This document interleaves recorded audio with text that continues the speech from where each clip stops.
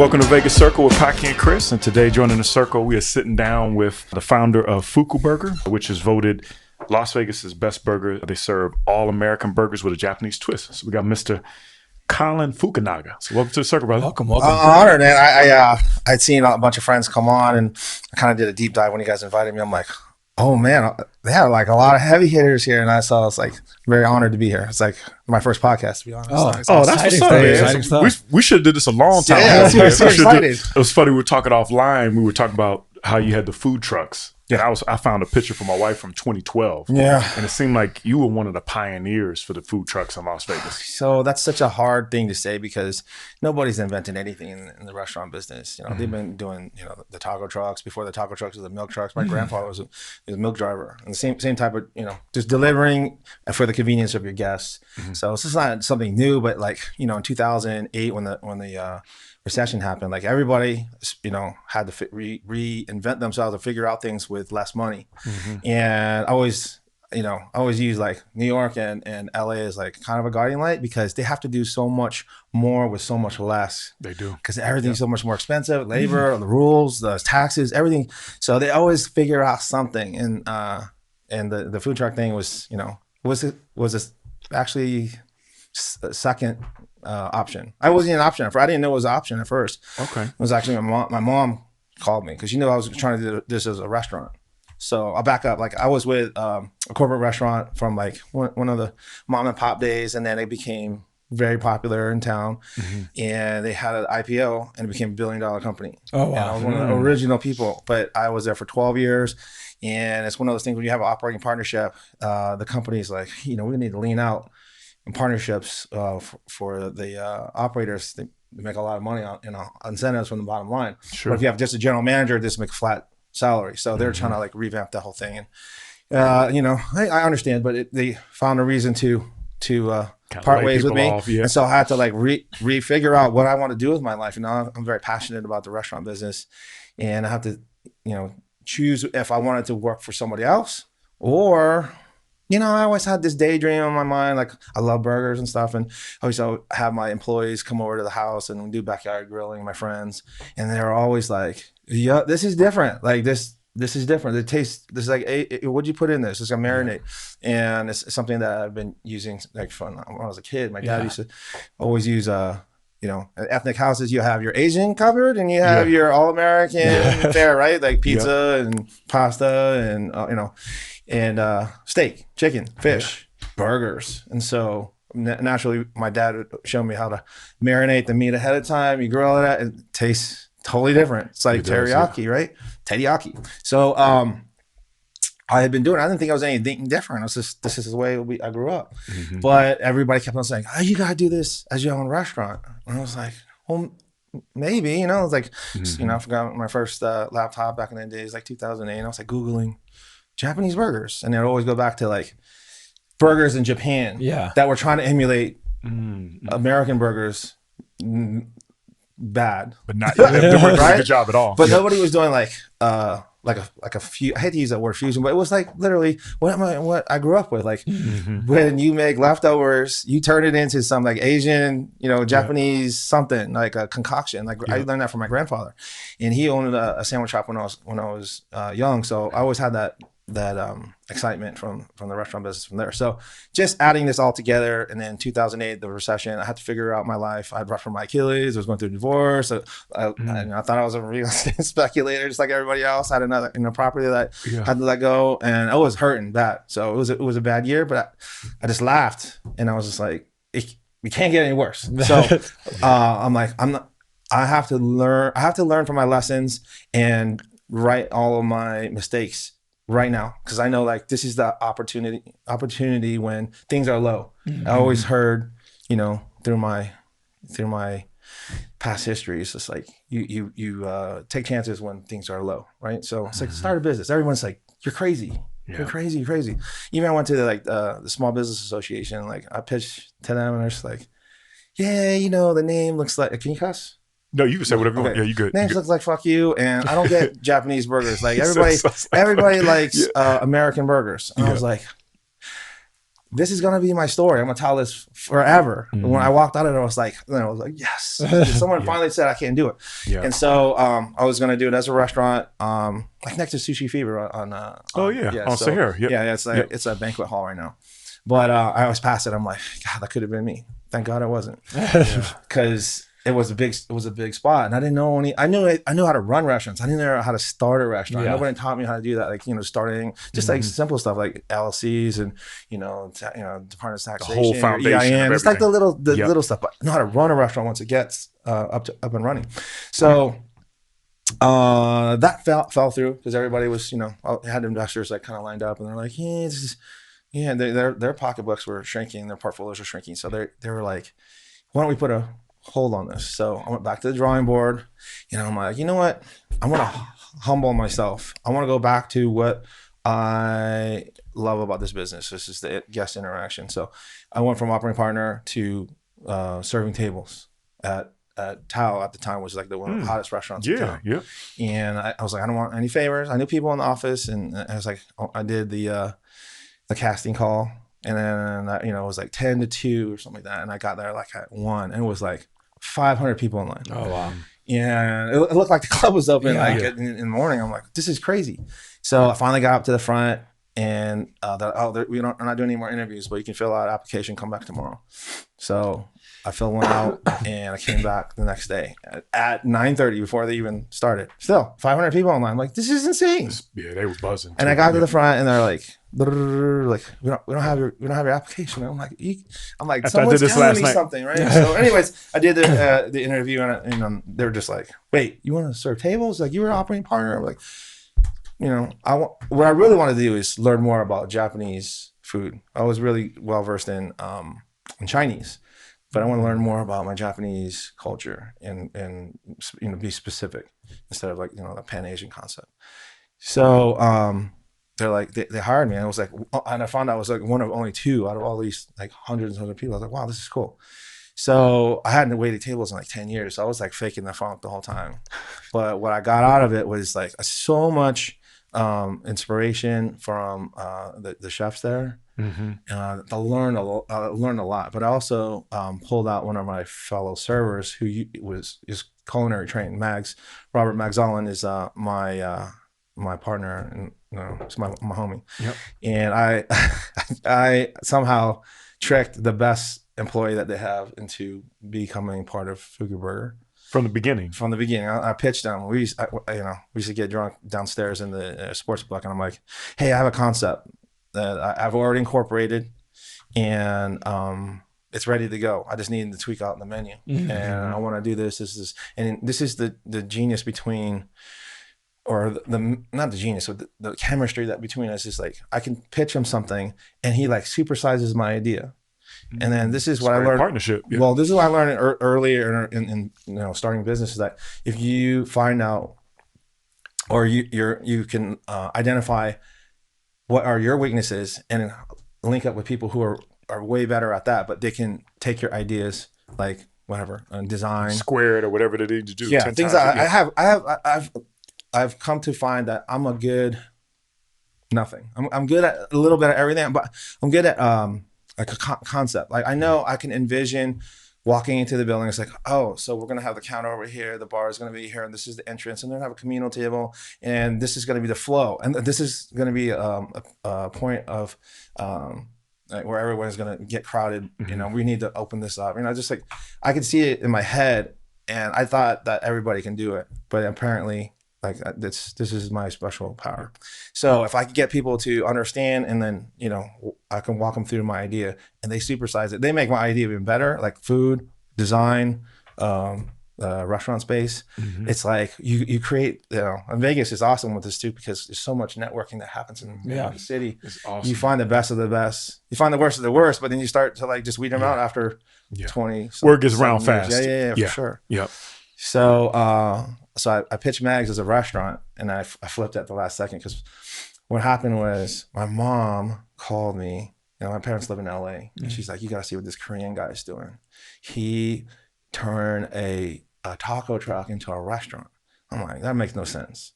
And I'm like, all right. And I saw she sent me a little clip. It was Roy Choi from wow. Kogi. Yeah. So I went out to LA and I did some R&D with Max.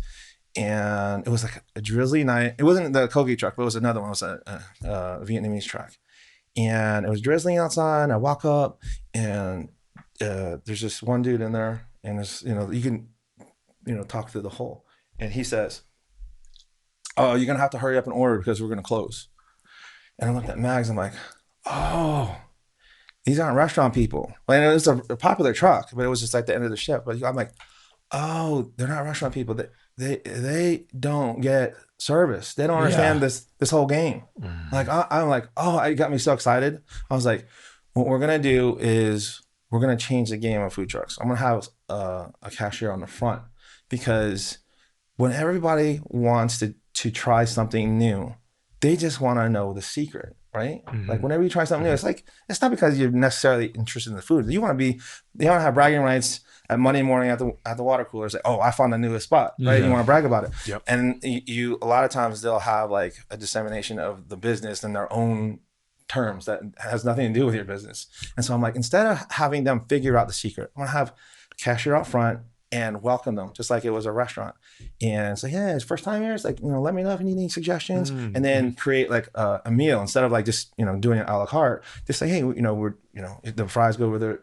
Just make it not upsell, but like suggestively style what they should be getting." And it paid out for itself right from the beginning. I'm like, "Oh, this is awesome," because in 2010. I would say 99.9% of people never ate at a food truck. This was their first time. So they were just scared to even eat off the truck. So if I already had the advantage. I saw it as an advantage because if I could get them just some good food, I'm going to blow them out of the water. But I have a cashier on the front giving them experience and telling them the secret. It's all American burgers with a Japanese twist. And the first time, it was like 2 weeks into it, I saw one of old customers, meaning like they're only a couple weeks old, tell a new customers, "Oh yeah, it's all American burgers with a Japanese twist." I was like, already got your plan. I was like, mind blown. It was awesome. I was like, this works. Yeah. And at the beginning days, were you a cook inside of the truck, or were you just? Like I said, I'm not good at anything. I can cook. I cook burgers all the time, but I'm not a trained chef. Okay. People always call me chef all the time. Like I'm very quick to tell them, say, "I'm not a chef. I'm a concept guy." But on my card it says burger flipper, but I really don't. I knew my goal was to be on the front and be meeting and greeting and making sure as an operator that everybody had a great experience. And if the other side, which is when you screw up, like recovery is equally as important as it is. The experience when things don't go right, which happens all the time. So if I catch everybody and make sure that they felt like they got more than what they paid, that's called an experience as opposed to a transaction. Yep. And so from the very beginning, I'm like, okay, my job is just to get the word out as much as possible. And in 2022, still have not spent any money on advertising. That was actually a question I have. Zero. You've not done no advertising? No. It's all social media, word of mouth, doing community outreach. That's a hell of that's pretty excellent, man. Yeah. That's a testament to what you're doing. Do you think it's because, like, for example, you humbled yourself, right? You humbled yourself because you went back to Tao. Yeah. Did that whole process, which a lot of people wouldn't do. You know what I mean? Right. To learn, which shows that's where the successes came from. Right. Is that how long you think you worked at Tao for? About a year and a half. About a year and a half? Yeah. Okay. I mean, the tipping point was when it turned to 2010, new decade, and I got cut early, and my car was parked on the west side of the strip, and Tao was at the Venetian on the east side of the strip, and I had to like climb over the wall, and then I was like, boom, 2010. I'm like, damn, like this is I know I deserve better. Yeah. Like I put my dues, so let's go. And so 2010, like that moment, I was like, it's time to make moves. Yeah. And you guys have made a lot of moves, man. So I've seen, like we were talking earlier, you were at the Link. Now you guys have got, it's technically 3 locations, right? Because you've got basically the Buffalo location, Chinatown location, and you guys still have your food truck. So I hear this all the time when people like, they're telling me my accolades, but I'm very quick to say I failed 3 times at the restaurant before I got my first good one. Okay. How so? So at the food truck, so the timing of the food truck was amazing because we got so much free press. Like we were in New York Times, LA Times, Forbes, we're on Food Network, Travel Channel. Like this is like on the first 6 months. Oh wow. I never wanted to be that celebrity chef, whatever. That's, you know, I was diametrically opposed to that. I was like, I want this to be a Vegas thing. Actually, when we launched, I'm like, I don't care about tourists. I want this to be, the truck is 8 till late, meaning that we're going to serve our brethren that's coming off the strip. Like 8 o'clock is like for anybody who heard about us, right? That has normal hours. But 10 o'clock is for like the early cuts, 12 o'clock for closers till 1 and 2 on the strip. We are open till like 4 or 5 in the morning. So we get the club people, all of our club. I'm not the guests. I'm talking about club hosts. Yeah. You know, the cocktails. Like we were like we were the oracle for all the gossip that happened on the strip. All the celebrities that did nonsense, whatever. We heard it. It was like it was awesome. It was like the barbershop at the truck in those days. But like I said, I'm quick to say, we failed miserably. You know, and not even miserably. It's just so all the notoriety that we got. I got contacted from the former owners of the Hard Rock Casino, Morton family, and Harry, the heir apparent. You know, they sold at the right time, what the movie should have done, right? They sold in 2006 for like $840 million. So they cashed out big time, and they went back to LA, and then he cashed out with the Hard Rock restaurants too. So there's, you know, it's $1 billion family. Yeah. And Harry just called me out of the blue, you know, rest in peace. But he's like, hey, I got the Pink Taco that I'm working on, but I want to do side projects. He goes, I'll be honest, I try to get Roy Choi, but he's too expensive. But you're like the up and comer. I feel this with you. And so I was like, okay, tell me more. He goes, well, I want to fly you out. I have a freestanding, or not freestanding, but I have a turnkey spot. I want you to come to LA, and I want to do like 10. I want to do like 10 Fukuburgers in like 5 years. I'm like, yeah, that's a lot. Like operationally, like, you know, I've gone through this whole corporate thing. Like I have a bad taste in my mouth from corporate and like, you know, IPOs and bottom line run restaurants. I'm more about like, for the love of the game, like the rest will just work itself out. And so I got there. I'm like, how can you say no? Like, you know, I just made this concept like a year ago. I'm like, what do I have to lose? I just create another concept, right? And like that was so cavalier about it. So we launched. It was awesome. Like he has, you know, so many. He was like dating Lindsay Lohan at the time, and you know, doing his thing. Man. Like, he was doing his thing. We had an awesome opening. Like Jim Carrey was there. Like Chuck Liddell. There was a whole bunch of people there. Like, you know, up and coming like that. Like my bartenders were like people that you would see on like reality shows and stuff. That's what's they didn't have like a resume. They had headshots. That's hilarious. Like you do in Hollywood when you do movies and stuff like that. I was like, this is crazy. Funny. It's Hollywood. So in the terms, you know, I actually sold the IP to Harry Morton Holmes. Okay. And I was like, it's very strict with the terms. Like, don't mess with the concept. Don't mess with the recipes. And then, you know. So they still have it in. So I you know, right out of the bat, he was like very, you know, fidgety, and he was like, oh, my friend said that we should do this. I'm like, no, man, we're like the ghetto Chinatown truck. We play rap music. We talk shit. We have nicknames for people. We do all this. It's like, you know, he wants to play like 80s. I love 80s rock. Don't get me wrong. But he's like, we're playing Van Halen and stuff. Like, this is not what got us to the where you guys got to where we are. So, anyways, he changed us. You know, I put in certain terms. I don't agree with what's going on, but I'll follow if you think this is the way. Like, I just want us to all be on the same page. I don't want to be one of those stories where we're all going in different directions.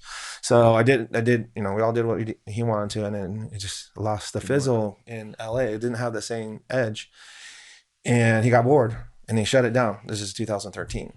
And so I was owed a bunch of money, and I'm like, there's no way. I know this game. I'm like, I'm not going to hire a lawyer and try to fight a billionaire. So I was just like, I just let the fees just accrue, you know, because he was supposed to pay every month, and he stopped paying. And so my friend who brokered the deal, he always felt bad. I went to go visit him in LA or Manhattan Beach, and he's like, man, I wish I could get your spot back, and I'll work on it. And so he's like, I'll call you when I get back from my birthday. And so he went to South Carolina on his birthday, and then I found out that he's on his 46th birthday, he passed away. Oh, wow. Right. I was like, all right, I'm not going to get my concept back. Right. Whatever. So I'll do something else. And I still had the truck free and clear from the restaurants. And I went to my friend's paddle out. This is in Manhattan Beach. He was a real popular figure in Manhattan Beach. We had paddle out and we were doing the ceremony in the ocean. And then when I came back, the person, he had manned my friend had manned all of Harry Morton Holdings. And the CFO too. And she was really close with him. And I saw her and she was crying. She's like, thank you so much for coming out. Let me ask you a question. Do you want your IP back? I'm like, how are you gonna do that? He's like, Clint always wanted you to have your IP back before he passed away. And then I was like, I'm CFO. I was like, I have power of attorney too. And he signs whatever I put in front of him. It's like, you can go back home to Vegas and draw up a termination or separation agreement and have him sign it. And I went back got back to Vegas, sent it and signed it. I'm like, oh my God, you don't get these. That never happens. Never happened at all. For free. Like nothing. I was like, yeah, that's his signature. That's him. That's what's up, man. So I put it out there like, hey, I'm a free agent again. And then like, wasn't even like a month. I got it was like a weird Twitter like engagement with some people that were opening an Asian night market in the Link that was right about to open. Oh, that's what you were talking about. Huh? Okay. Asian night market. That's what it was. I think I remember it was like a whole Asian theme over there. It was really cool. So I'm like, here we go again. I'm like, I want to strip now. Whoa, this is crazy. That's what's up. Yeah. So this is when I started to realize like, more about what I'm doing on the concept. So we went into the Link and they had this opulent like food, if you see a night market in like Taiwan. Yeah, it was super cool. Right? Yeah. But it was like almost too nice. And then they had like the last part where we were is formed in like a food truck, like out of drywall. And it was cute. It was awesome. But we were doing awesome on our side, but the rest of it was just opulent, but it wasn't like the blue team, the red team, ramen, dim sum. Yeah. It just looked like a long buffet line. Yeah, it was hard to decipher where to go. Right, so people were really confused and it really just never took off and they ended up just closing it. So we were part of that whole... we were like 60 square feet and we were killing it and the rest of it wasn't working. So they closed it and they owned another lease on the South Strip in the Hawaiian Marketplace, which is in the news now. Okay. And it was, it's a shithole with a lot of nefarious, crazy nonsense going on there. Yeah. But there's foot traffic there. Like I did it was like 20 feet, like 150 people between this 20 feet every minute. I'm like, how could you lose? I was like, just give me a liquor license. I'll do Fukuburger. We'll just make money off of alcohol in the winter. This is what I really learned about Fukuburger, or about Fukuburger and the Strip. That this town is full of amazing restaurants and full of people that are foodies that come to eat at those restaurants, but they are not walking on Las Vegas Boulevard. It's just not happening. The people that walk on Las Vegas Boulevard are looking for comfort and recognizable food. Like we're right next to Chili's. So most of our reviews were from people that were waiting in line or in queue to get in the Chili's. And like, we found this burger spot and it was amazing. I can't believe that we even decided that, why we even thought about going in Chili's.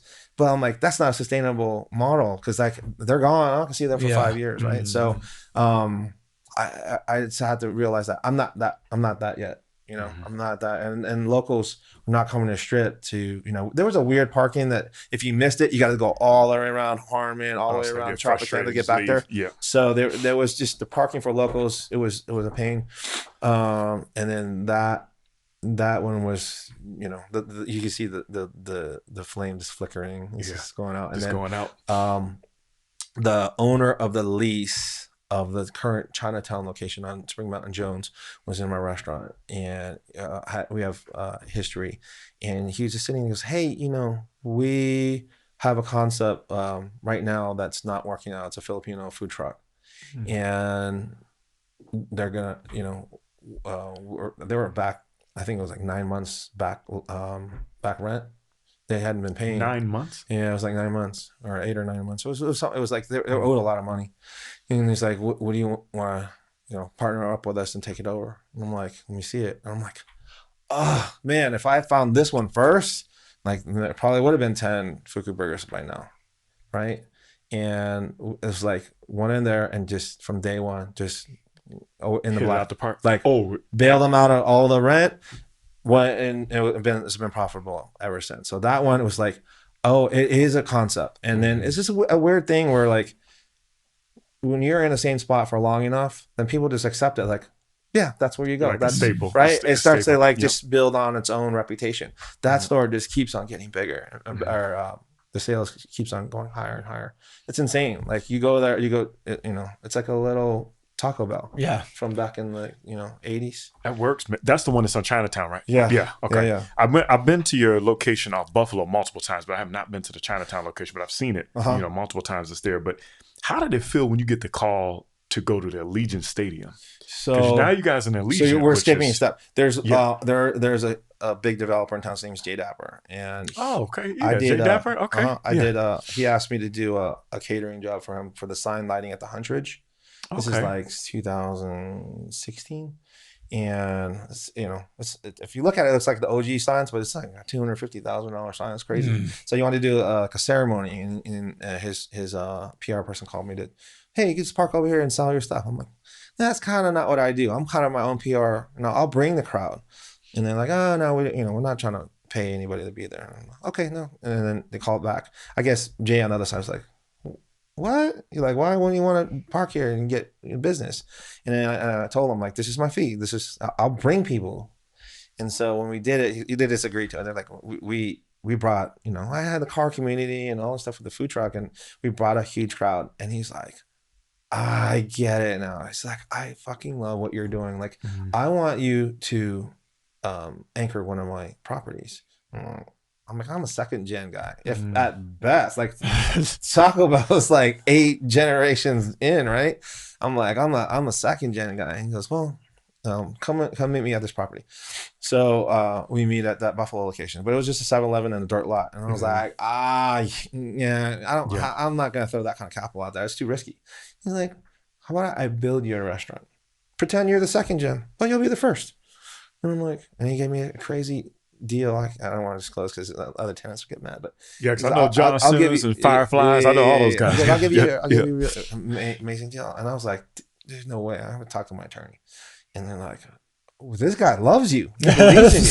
And he's like, I think that you'll bring in like-minded tenants, And so we opened in 2018, and like, Jay's a sharp businessman. Like it's like Tom, what's his name? Bill Belichick. Like, you do your job. Do your job. We'll have a great relationship. That's why I feel too. Like, so we were the only restaurant that survived that first round, and everybody. There was four of us, and the sushi burrito place left, the Good Witch left, and then there was a Hawaiian spot in back of us. They all left, and then it got replaced by Fireflies and all the new then I started to understand, like, oh, he builds a restaurant for you, but that's the selling point for the next customer or the next tenant, that I can charge you this much because you have all the equipment in there now. So it works. That's smart. So he that's number 2. That I'm like, all of a sudden, oh my God, I'm not the guy that just takes over old beat up buildings.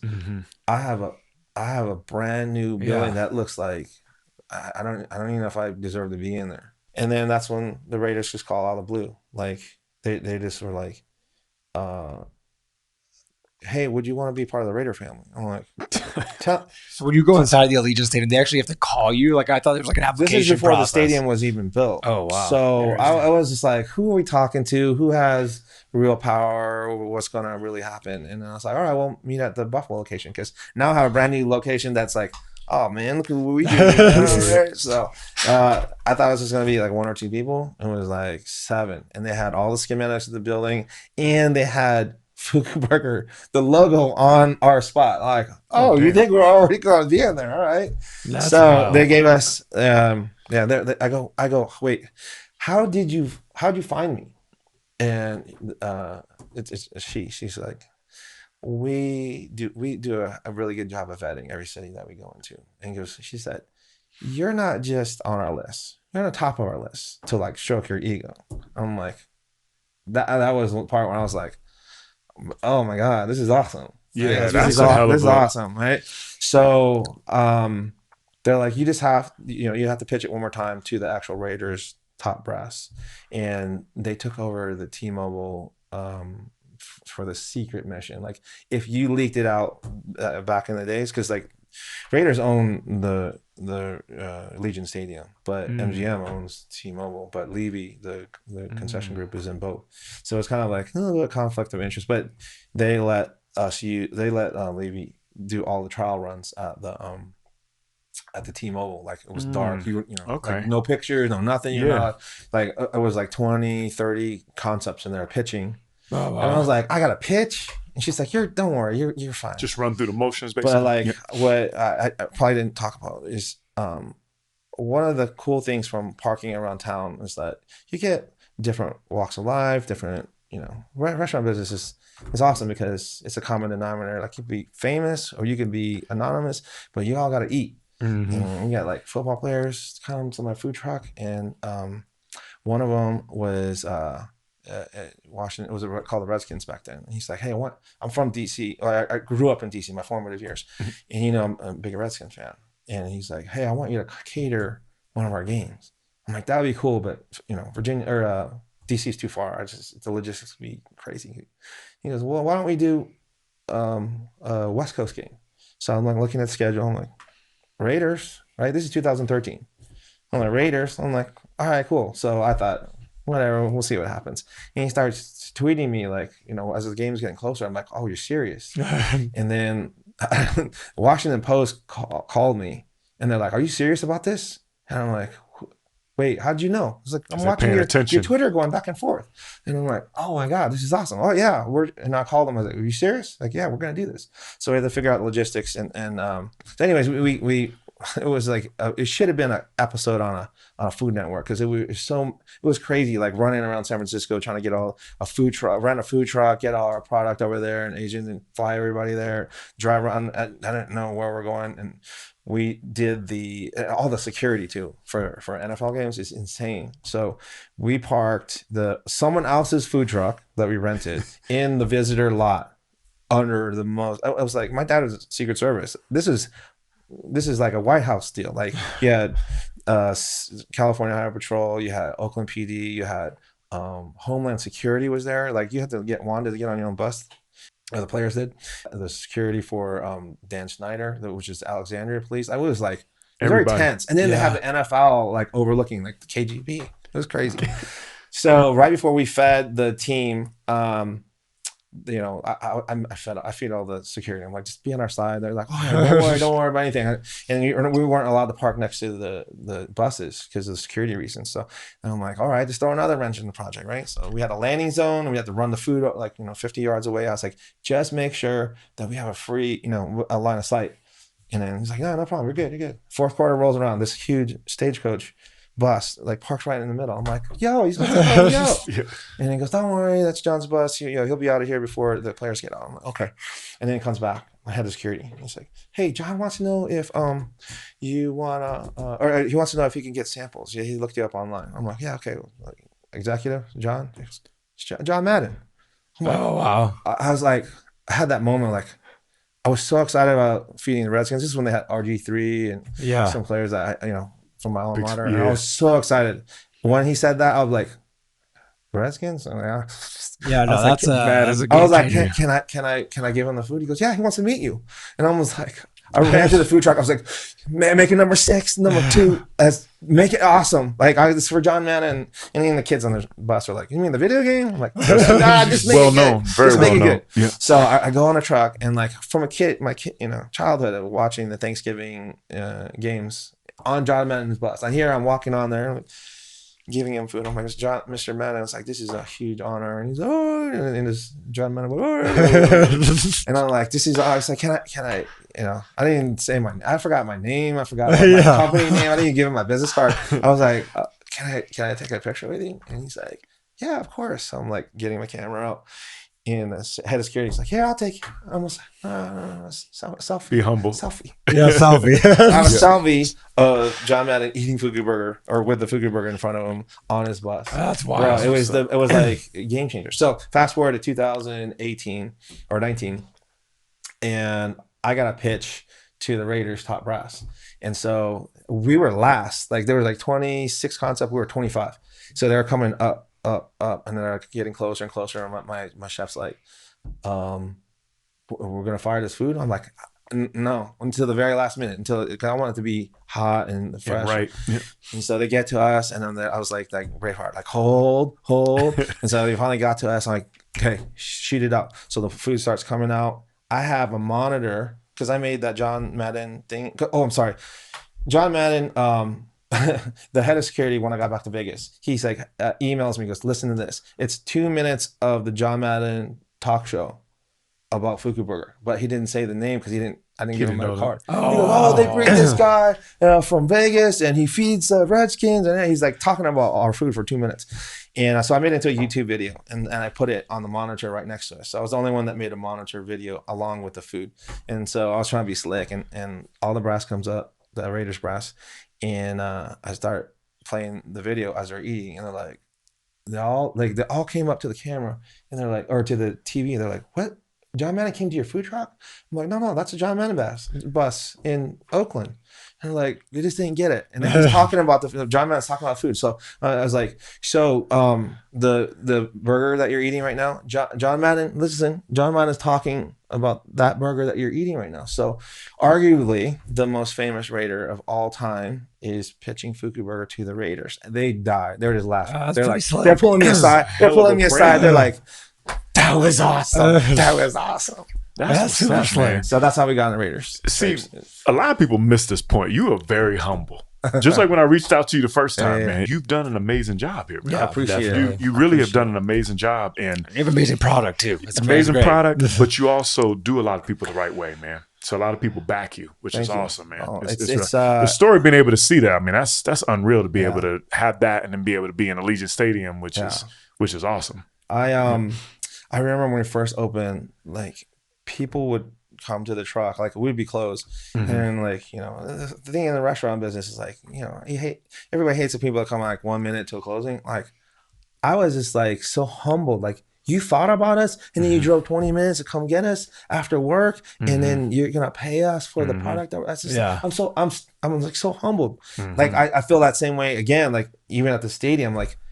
You got Capriati's, you got all these other places. You gotta come here. I'm like, thank you, man. But it's good. It tastes good. That's the difference. But it's not just humble. It's just like I still have that like, wow, this is the idea that was just slapped together. And like, you know, like it fascinates me that they want to buy it. It's not a one-hit wonder. It's like 12 years later. I mean, even at the first year, I'm like, am I fraud? 2 years, am I fraud? 3 years. And after a while, it's just like, all right, let's just do our best. So obviously, Allegiant Stadium has to be your biggest volume, I would assume, right? All at one time, yeah. At one time, and it's a catch-22 because that's not how you want to cook your food, like in that fast. You know, you want to have people take their time. Sure. And so we've done our best to figure out the different scenarios for every event and every game, because they're all different. The 1 o'clock games versus the 4 o'clock games versus the soccer games versus the weekend concert or the Bad Bunny that's coming up versus BTS, right? Yeah. So there's this, you know, we could easily just make it all, put it in the hot box and then serve it. But like, we all know, I always think of it as like, if this is their first time eating us and it's shit, they're never going to come back. That's a very good point. So I'm like, and it's expensive at the stadium. I feel like guilty, but like, that's the only way, you know, if you have a rev share and you have to pay X amount of percent, sure, that's how much it costs. Like, you know, and so when they, you know, when, you know, the 1 o'clock games, you know, it's like, there's a golden hour right before the game where everybody's rushing. Like the choice of, do I really want a great product or do I want to just hurry up and get back to my seat is always weighing on the customer's, you know, that's a very good decision point. Making. Yeah. But I was like, why can't we do both? You know, make it fast, make it good, and then just, you know, turn and burn and get them back to their seats. They're gonna come back because of that. Like they'll know that we're fast. You know?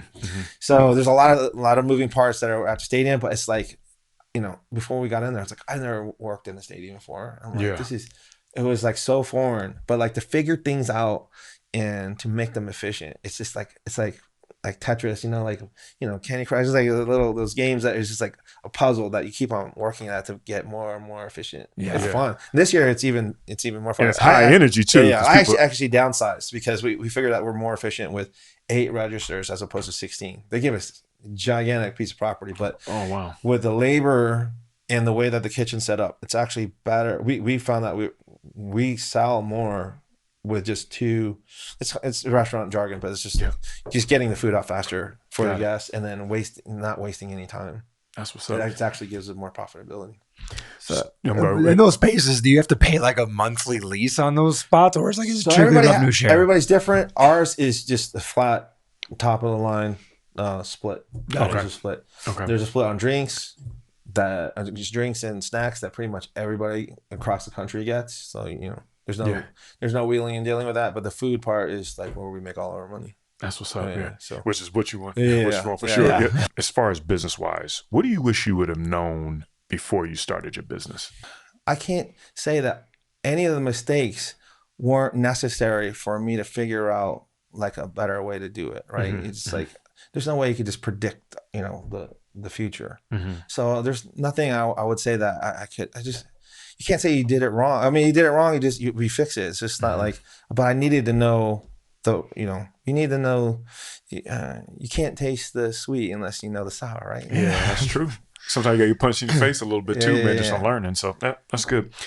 For business advice, we always ask about for our listeners, what's a gem that you could give them for somebody that wants to get into business for themselves? So, I'm a freak about the restaurant business. Mm-hmm. I found out later, like, I went to school for political science, and like I always thought, like, I want a job, a real job, with a suit and tie, and I'm important, be important. Yep.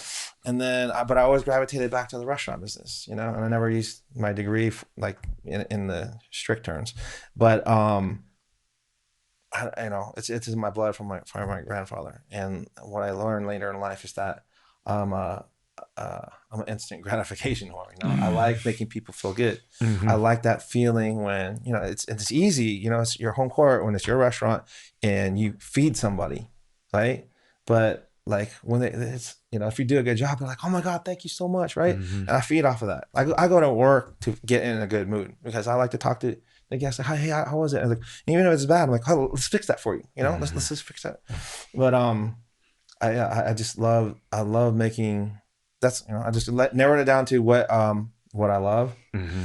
I was talking to one of my fellow business owners, and she's like, give her my card, and she's like, you put your cell number on your card? Like, I once I leave work after 8 hours, like just don't contact me about business. I need my free time. And I go, there's a difference like between you and me. Like I'm not gonna knock it, but I'm like, I love my business so much that I want to know what's going on 24/7. Like my cell number is on the website. When I write, an apology letter on Yelp or whatever, the review sites, I put my cell number. I'm like, let me rectify this for you. Call me. I'll set it up. We'll give you your refund or whatever. It's like, I'm gonna get excited when people call me from the website, like, hey, can I put in an order? I'm like, no, this is the main line from my personal, but I'll direct you to and everyone is like, you put your real I'm like, that's why you're successful. But I told her, that's why you're extremely successful. Yeah. You clock out after 8 hours. Mm-hmm. I'm available 24, so I'm gaining 16 hours on you every day. So multiply that times 12 years. And like that's why when people say, "Oh, you're successful," I'm like, "Well, I just feel I'm available 24/7." Like but I love what I do, so it's not like it's not something it's like tedious. Like, it's just it's something I'm excited to do. Probably like how you guys are doing your podcast. This is fun for you, right? I love. I enjoy it. Man. Right? It's one of the best things to learn the stories of how people have done. It's awesome. So when people call me like, it's like I get to help fix problems, and they're like, "Oh my God, thank you! Like, can't believe that you answer your own phone." I'm like, so that would be. It's not for everybody, but like, that old saying, like, if you do what you love, it's just you're never working. And I'm like, that's for me, and there's never been a truer statement. I love this industry. I love like going to other people's restaurants and like showing them love, and like Vegas is on another level. It's like this camaraderie between businesses in general, but specifically for restaurants, where a lot of the chefs, a lot of the operators, like we collaborate, we do fun stuff with each other. There's not the people who are like that are protective, or I feel like even they're figuring out like they're getting behind if they're not a little bit more open. Yeah. But like, I need something like, I need a CO2 tank, or like we're all helping each other, like, find the best plumber, or we all help be each able other. to keep the cost down too. That's good, man. Yeah. That's really good. City's small, so I do got one question for you too, especially with you having your own restaurant. Yeah. What is your favorite restaurant in Vegas when you're not eating at yours? So this is so I'm really big on guest service, right? Yeah. But like to provide. But to receive, I'm like very forgiving. Okay. I just want a good product. Okay. So there's this ramen spot right around the corner, and I tell everybody. I send so many people. It's called Ramen Hashi. It's right next to Gabi Coffee. Okay. Yeah. Oh yeah. Everybody. They do a chicken broth base, and they make their noodles there, and their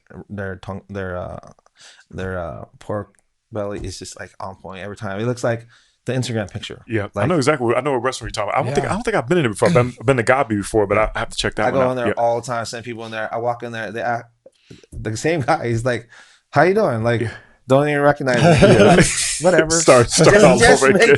Make it great. So I'm plugging them, even though like, I feel like there's a lot of opportunity for them to get better. That's what's up, man. Shout out to them, man. That's good stuff, man. Anything that we forgot that you want to share, that you want to leave on?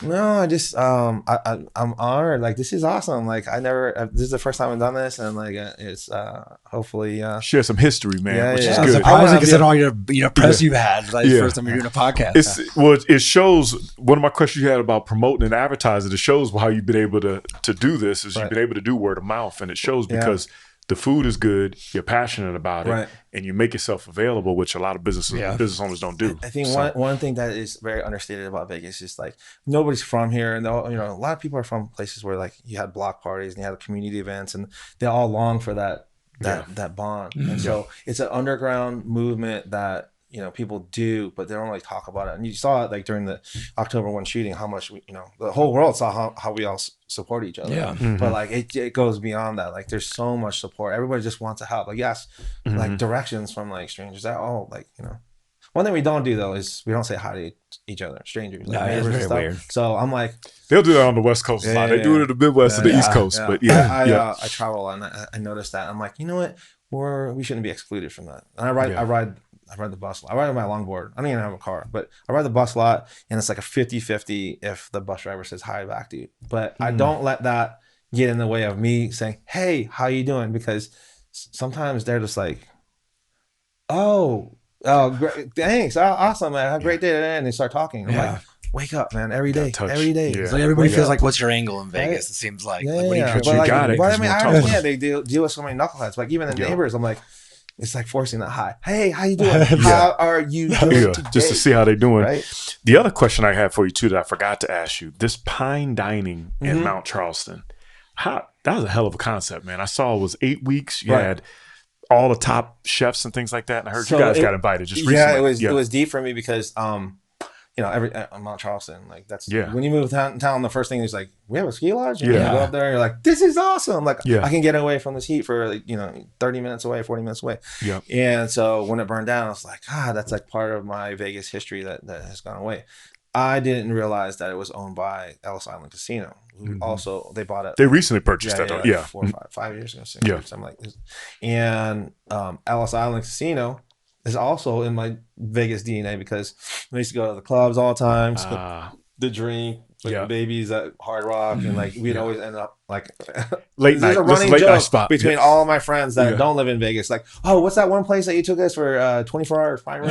Like I've been going there for 27 years. Yeah, we used to go. Yeah, it's like 5:30 in the morning. It's just spots. I know exactly what you're talking about. So when I met Miss Christina Ellis at like an app launch party.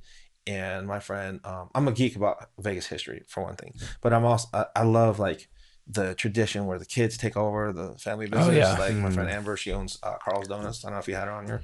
Carl's Donuts is supposed to be good. 3 generations of ownership, and they have amazing store. Great buns. The Alice daughters are taking over the helm, and like they're bringing in new energy and the social media and all this. Like they're revamping it. You can see how nice it is. It's busy. So I met her, and I'm like geeking. I'm like, oh man, I'm so excited to meet you. Like she's like, you're excited to meet me? I'm like, So she's we ended up being friends, and then she's called me out of the blue. She's like, hey, would you or her group just like, would you want to be part of this Epicurean thing at Mount Charleston? It's called Pine Dining. And I'm like, James Shrees, Justin Hall, Nicole Breeson. I'm like, I guess all the top chefs coming up. I'm like, okay, thank you. Yeah. I was like, you're obviously trusting us not to just do burgers for $100. And so I went all out like the next day when we agreed. I was like to my chef, and I was like, you know what, let's make it a collaboration. So I called Dan Coughlin of Latai. He that's my homie. Like, I'm like, hey, we've been meaning to do a collaboration, like a Latai burger or something, like people can go back and forth. I was like, hey, when you want to be a part of the Pine Dining, and then our other friend Josh, who just resigned as the general manager of Momofuku, he was also a server with us in the Tao days, and he started his own company with his wife called Millfish Bake Shop, which is a Filipino-inspired bake shop. It's amazing, next level stuff. And so I was like, let's all put together like a 5-course meal, and then we did it like on the fly, took pictures, and then because I wanted to release it because I wanted bragging rights that we sold out our tickets. And Christine was like, "What are you guys doing? Like you're selling the fastest than anybody." I'm like, really? Like for a Fukuburger? And then like to like be able to greet all those people up there, I'm like, thank you for buying these tickets. Like you trusted us, not to do some bullshit. Like this is burgers. Like you paid extra money, and we gave them the money's worth. I think that was fun. What's up. But like it was I usually pick the nonprofits from my chef Robert Mags. He's like, can I pick the charity this time? I'm like, yeah. He's a big dog lover. He goes visits the SPCA. It's actually right across the street from the stadium on the backside on Diablo. Oh, that's right. Yep. And he goes like, oh, they're just to pet the dogs. And he's like, can we do the SPCA? And I'm like, yeah, great. That's good. So we donated the money to that nonprofit. That's excellent, man. That's a lot of money. That's excellent. That's pretty cool. Yeah, people got to check it. Unfortunately, everything's sold out now. When I was looking up, I think it's like an 8-week weekend setup. I think already the rest of them. Yeah, I think the rest of them all sold out. Yeah, and it's not even fair because they're not. I'm sorry. Some of the Sunday ones are what. Yeah. When you ship people up, because restaurant theory, it's like you paint the setting of like comfortability. I always tell my staff, I was like, listen, we have this notion that mom makes the best home cooked meals, and to me that's bullshit. You say it turns out at a restaurant, they'll send it back. The reason why mom has the best meals is because you're sitting at your favorite chair, your remote controls here, you can get a drink, the bathroom is the temperature, channel is the right channel, you feel comfortable. By the time the food comes there, you're tasting, you're like, oh, this is so good. This is so good. And conversely, that's the same reason why people say that hospital food is the worst. It's because it's not the worst. It's because everyone's uncomfortable. They don't want to be at the hospital. No one wants to be at the hospital, right? Yeah. It's like it's all it's sterile, and But like, if you take yourself out of that situation and you taste it, it's like, it's not bad. Yeah. It's not great. But your mind, it's true. Because your mind, you don't want to be there. So like when you ship people up to Mount Charleston, we're all worried about, I'm telling all my with the whole Dan process. And all those guys say, don't freak out. We're good. It's like, we already have home court advantage. They come out of the bus with like, oh my God, this is awesome. The music's bumping. And by the time they eat it, like, this is the best thing I've ever eaten in my life. And the vibe is good up there too, man. I was up there recently for Father's Day. So, man, it's awesome, man. We support you, man. Yeah, that's fantastic. And, Thank you. To be able to learn from you and see what you've been able to do, man, we root for you, man, and continue success for sure. What is your social handles where people can reach out to you guys? It's all at Fukuburger on Twitter, on Instagram, just Fukuburger. Okay. And I'm wearing my shirt. I'm opening a bar. Okay. With Jay Dapper and that's what's Mark up. Evanswald. Where? On 6th and Carson. Okay. So nice. So Jay goes, I never ever would want to open a restaurant or a bar again. He goes, but I saved a a lease for you in this building. It's 201 Las Vegas Boulevard on Carson. They're going to rename Carson Restaurant Row eventually. Are they really? Yeah. So he's building. He's stripped out 201, and then there's a restaurant on the roof, and then on the backside is going to be a 6-story parking garage, and it's all retail. And he goes, you pick. You have the end cap come with a concept. So I'm going to do. That's the concept. I don't know what pachinko is, but it's like a vertical Japanese pinball.